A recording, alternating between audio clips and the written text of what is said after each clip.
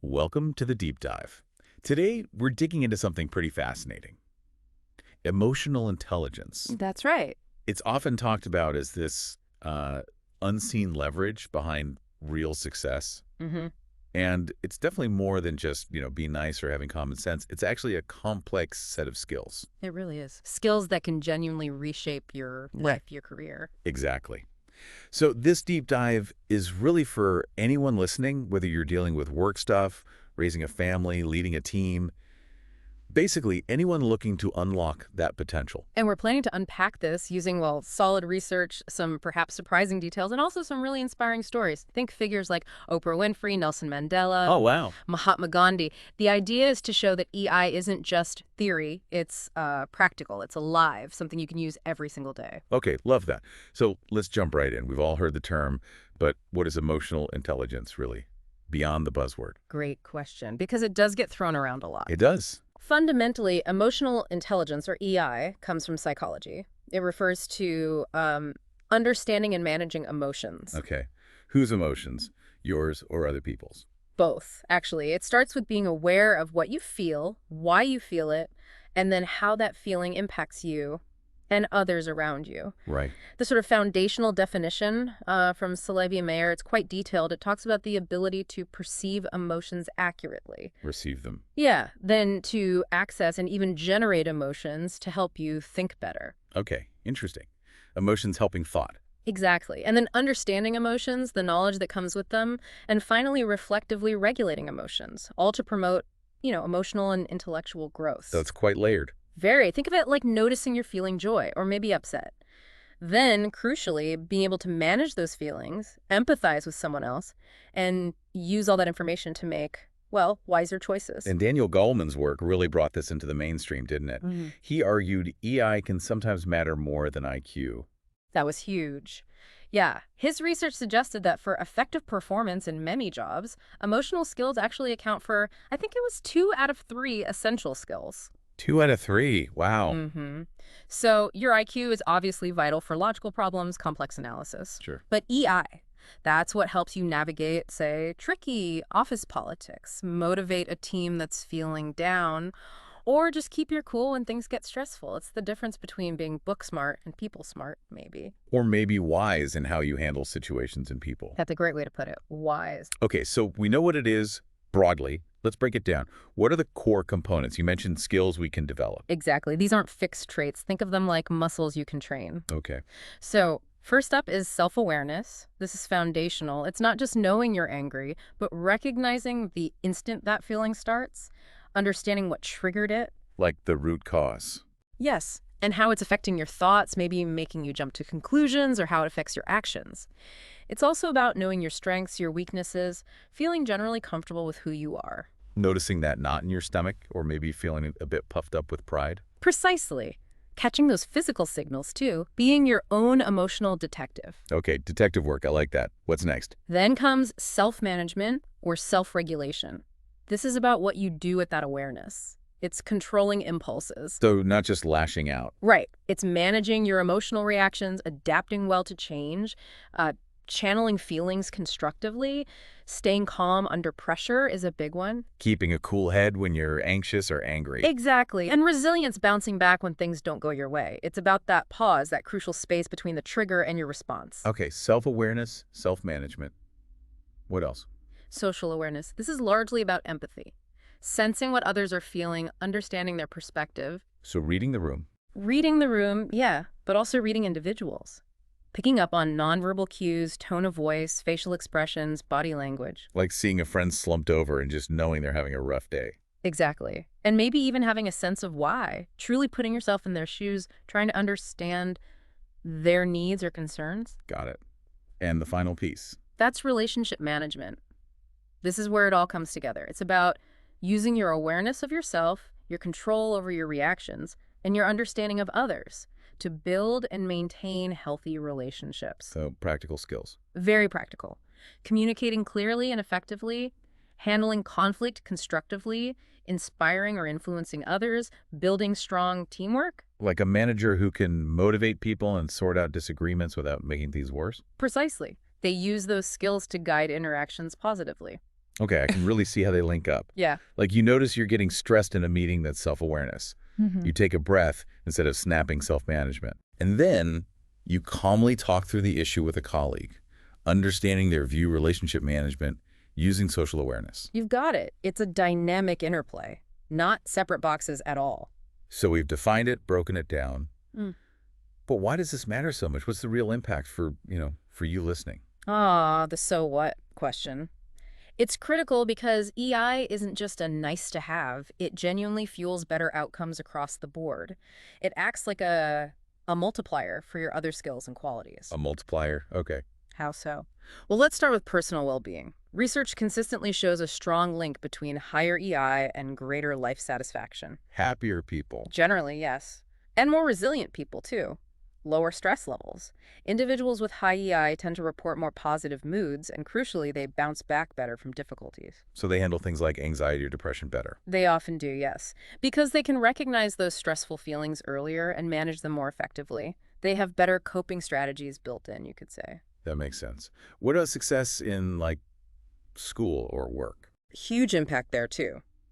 In academics, look at social emotional learning programs, SEL. A massive review found students in these programs improved grades and test scores by an average of 11 percentile points. 11 points. That's significant. It is. And they also had better attendance, finished more homework, were more engaged. Creates a better learning environment overall. Exactly. And in the workplace, it's just as clear. Higher EI employees tend to perform better. And importantly, they experience less burnout. Less burnout. Okay. Why is that? There was a study, I think around 450 workers, showing EI positively predicted job performance but negatively predicted burnout.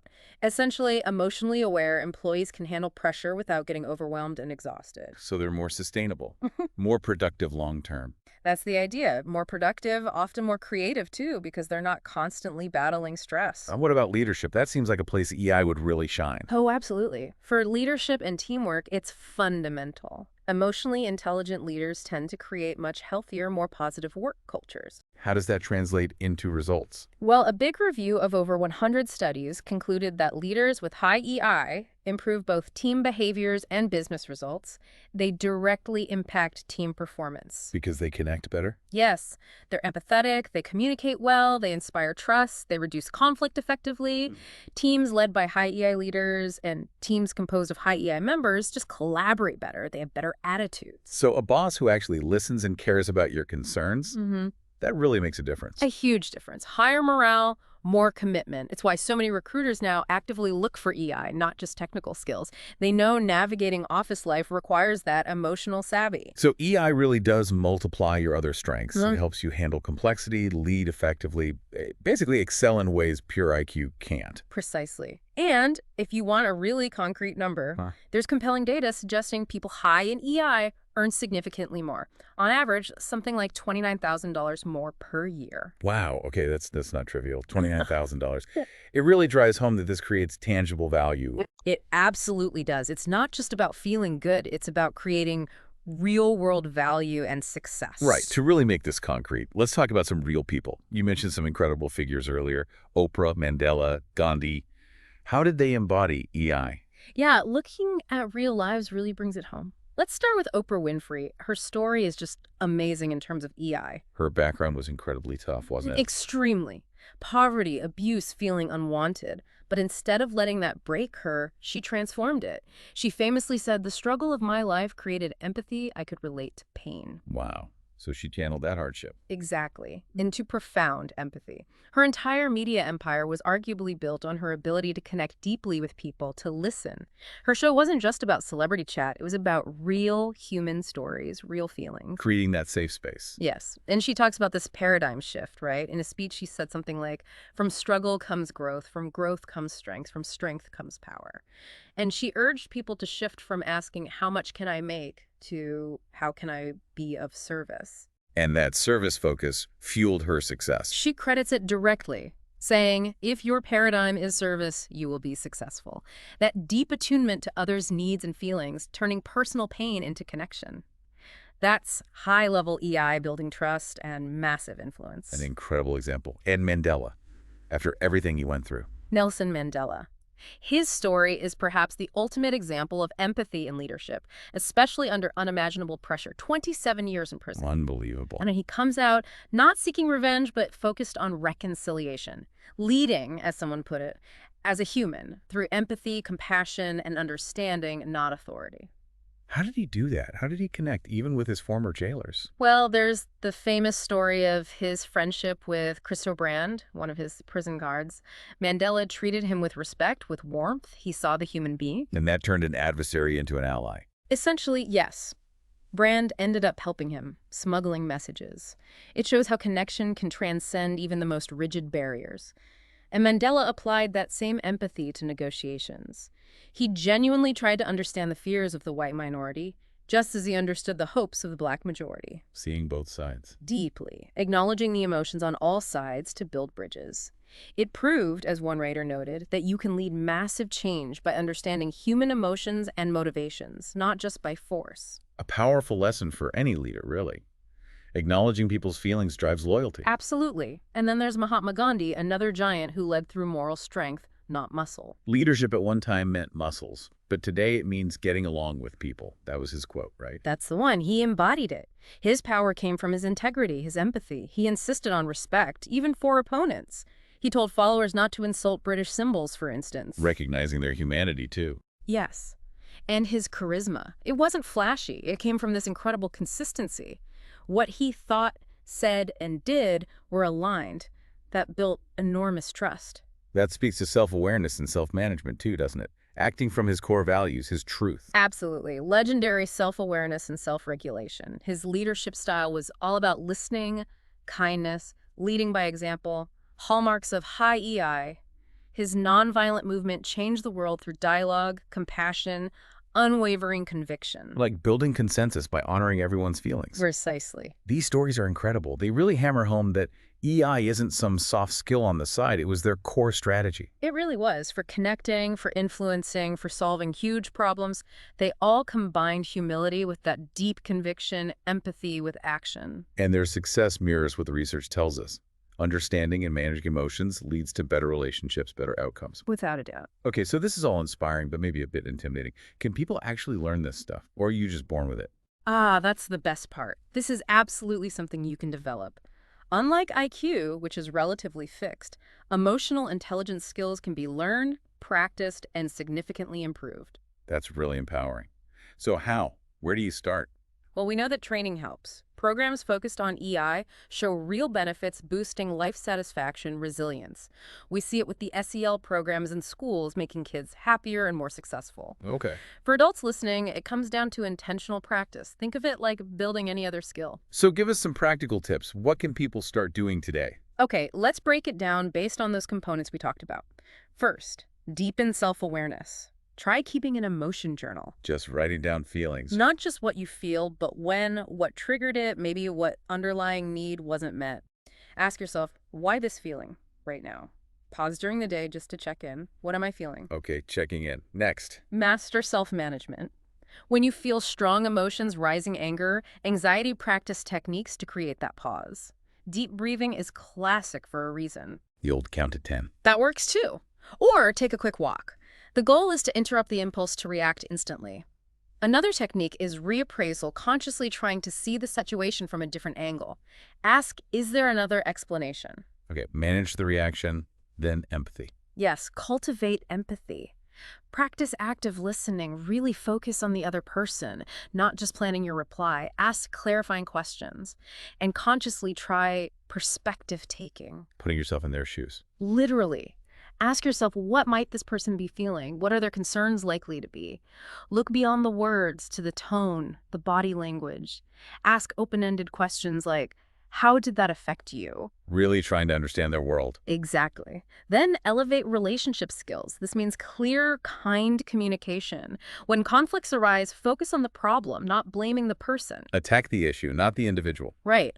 Apologize sincerely when you mess up. And give genuine, specific praise. Remember Oprah and Mandela, kindness and respect aren't weak, they build bridges. Okay, that's a good list. Anything else? Finally, seek feedback and keep learning.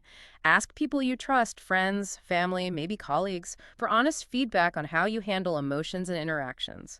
We all have blind spots. That takes courage. It does. But it's so valuable. And keep learning, read books, listen to deep dives like this one, maybe attend a workshop. See it as a continuous journey. A lifelong journey, definitely. And it strikes me that for parents or teachers listening, they have a huge role here. Oh, massive. Modeling empathy, helping kids label their feelings, creating emotionally safe spaces. That's laying the foundation for a lifetime of EI, making it second nature. Fantastic. Okay, as we wrap up, what's the main takeaway? I think it's that emotional intelligence truly is a key, maybe the key to success in, well, pretty much all areas of life. Whether you're a student, parent, It CEO, doesn't matter. Mastering EI is about blending head and heart, knowledge, and empathy. It enriches your relationships, boosts your well-being, sparks curiosity and compassion, just like we saw with Oprah, Mandela, Gandhi. it really brings everything together. And you know our motto, enrich minds and spark curiosity. I do. Emotional intelligence does exactly that. It enriches our understanding of ourselves, of others. It sparks curiosity to learn from every emotional experience, turning challenges into growth. The science is clear, the stories inspire. Practicing EI builds that foundation for lasting success and fulfillment. So the final thought for everyone listening. Maybe it's this. Go forward with that curiosity. Really observe your emotions. What are they telling you? Lead with empathy, try to understand first, and act with intention, guided by that emotional wisdom. Unlock those powers of connection and influence. Exactly. And remember Oprah's advice. Let that paradigm of service, that focus on others, guide you. Life really can open up in rewarding ways. Thank you for listening. Stay curious, keep learning, and remember, by mastering emotional intelligence, you hold the key to unlocking a more successful, meaningful life and work.